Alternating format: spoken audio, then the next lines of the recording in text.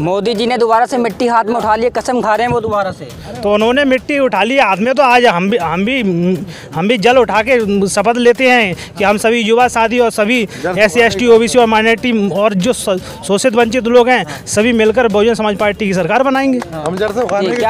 जब जो मोदी सरकार आप कह रहे हो कि अगले साल फिर बनेगी, ये तो भूल जाएं वो मोदी सरकार। मोदी जी दोबारा क्या एक बार भी नहीं आएंगे, क्योंकि मायावती हमेशा टक्कर देती आई हैं बहुजन समाज पार्टी और हमेशा टक्कर देती आएगी। मैं ये कहना चाह रहा हूँ कि आप कह रहे हैं मोदी का डंका पिट रहा है विदेशों में, ठीक है। मोदी का डंका पिट रहा है इसलिए तो बिना वीज़ा की लड़कियाँ यहाँ आ जा रही हैं, पाकिस्तान से यहाँ कैसे आ गई ये बताओ आप मुझे। अभी तक तो मैंने कभी नहीं सुना कि बिना पासपोर्ट के कोई हिंदुस्तानी बिना वीज़ा बिना पासपोर्ट के अगर विदेश में कदम रख दे सारे को वहाँ में डाल देते हैं जासूसी में। तो बिना पासपोर्ट बिना वीज़ा की बाहर से लड़का लड़कियाँ यहाँ कैसे आ जाते हैं, हम मोदी जी से ये पूछना चाहते हैं। क्रांतिकारी सरकार चला रहे हो आप, वो कर रहे हो, तो बिना वीज़ा बिना पासपोर्ट की लड़कियां यहाँ के कैसे आ जाती हैं? वो भी चार बच्चों को लेके आ जाती हैं। वो तो मीडिया दिखा रहा है कि प्यार में आ गई, वो तो दौड़ी प्यार में मैं चला जाऊं विदेश, कैसे चला जाऊं बिना अनुमति के?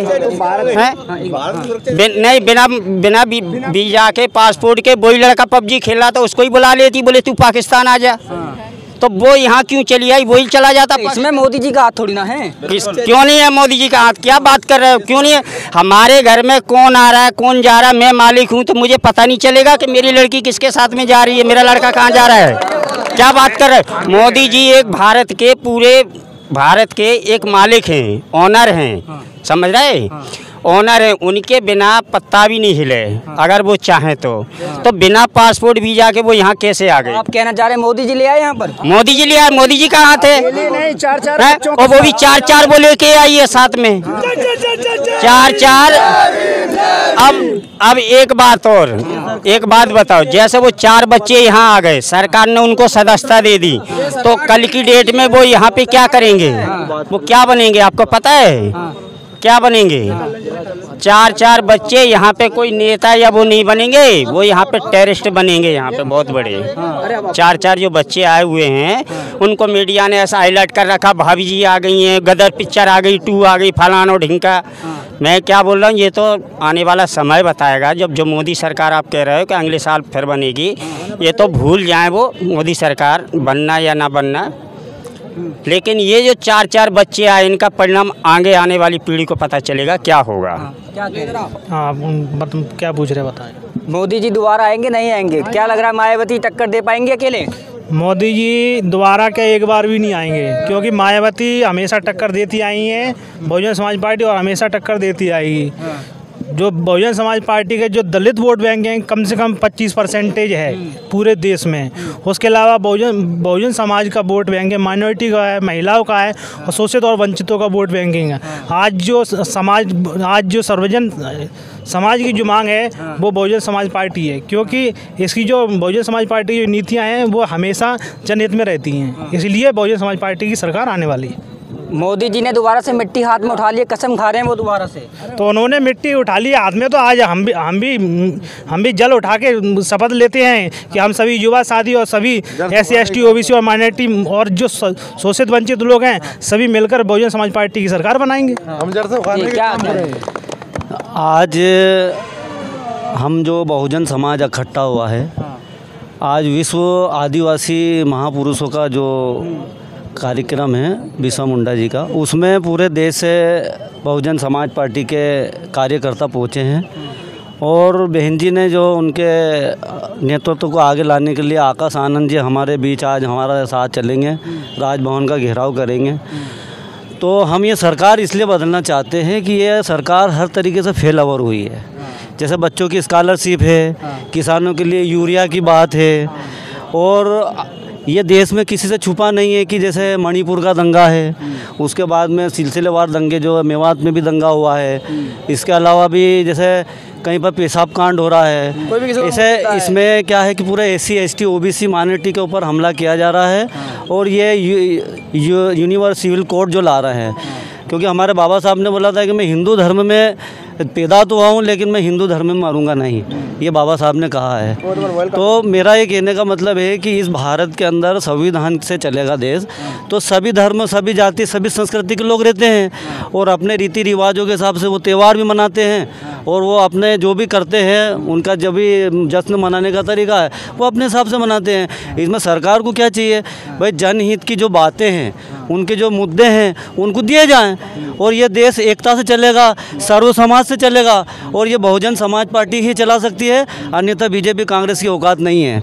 क्योंकि कांग्रेस ने भी 60 साल राज किया, लेकिन हमेशा लड़ाई, दंगा, फिसाद, क्योंकि हम चाहते हैं कि हमारा देश आ गया है, समाजों को छोड़ दो, हमारा देश आ गया है, इसमें सभी साथ दे रहे हैं। तो मेरा कहने का था कि भाईचारा जिंदा रहे और बहुजन समाज पार्टी इस बार 2023 में मध्य प्रदेश और 24 के अंदर पूरा देश के अंदर बहुजन समाज पार्टी अपनी सरकार बना रही है। इसमें मोदी जी को जितने हथकंडे लगाना है मैं उनको चैलेंज करता हूं और आज से हम लोग संकल्प और ज़्यादा काम अपना तेज कर देंगे। अगर हम कभी थोड़ा बहुत कमज़ोर भी हो रहे हैं तो आज से हम और ज़्यादा तरीके से कमर कसेंगे और हम बहन जी को पीएम बनाने के लिए पूरी अपनी कुर्बानियां भी देना होगी तो वो भी हम दे देंगे। डबल इंजन की सरकार लेके चल रहे हैं, उनको कैसे टक्कर दे पाएंगे आप?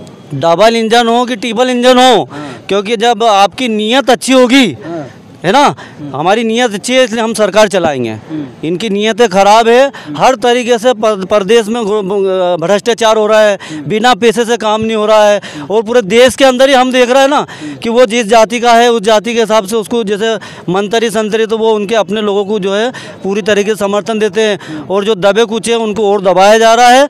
तो मैं आपसे ये कहना चाहता हूँ कि ये दबा कुचा अब समझ चुका है, क्योंकि अभी इनको सिर्फ 24 और 23 का इंतजार है। जैसे ही चुनाव आता है वैसे ही जब हमारा बटन दबेगा टकाटक तो इनके मंत्री संतरी जमीन पे गिरेंगे टपाटप। तो लोग तो हिंदू राष्ट्र की मांग कर रहे हैं, बोले 24 में मोदी आएंगे फिर से हिंदू राष्ट्र बन जाएगा। धीरेन्द्र शास्त्री उनके पीछे SC ST OBC लगा पड़ा है, आप पीएम बनाने की बात कर रहे हैं। जनाब ये तो क्या है कि उनकी जो खाते हैं उन पे जो पल रहा है, मतलब अब उनके पास कुछ भी नहीं है। जो मोदी अंधभक्त हैं और जिनको जो पैसा मिलता है तो वो उसी लेवल से काम करेंगे। भाई मोदी जी उनको पैसा दे रहा तो मोदी जी की बात करेंगे, वो बहुजन समाज पार्टी की बात करेंगे क्या? भाई आज हम बहुजन समाज पार्टी के लोग अपना पैसा लगा के आए, अपनी गाड़ी घोड़ों से आए। हम चाहते हैं कि हम अपनी सरकार बनाएं।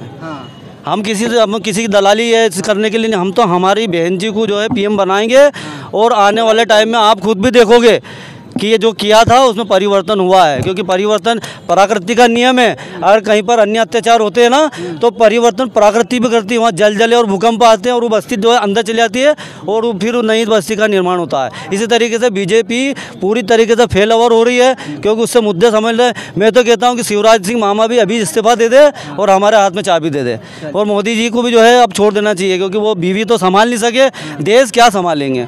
और हमारे भाई ने बताया कि भाई बिना वीज़ा से दूसरे देश से हमारे देश में आ रहा था।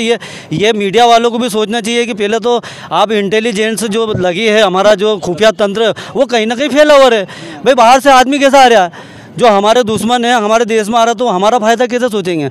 हम तो हमारे देश को सोने की चिड़िया जो पहले था उसी को बनाने के लिए हमारी पूरी मेहनत करेंगे और आने वाले टाइम में बहुजन समाज पार्टी हमारे देश की पीएम कैसी हो। जय भीम, जय भारत, खुदा हाफिज।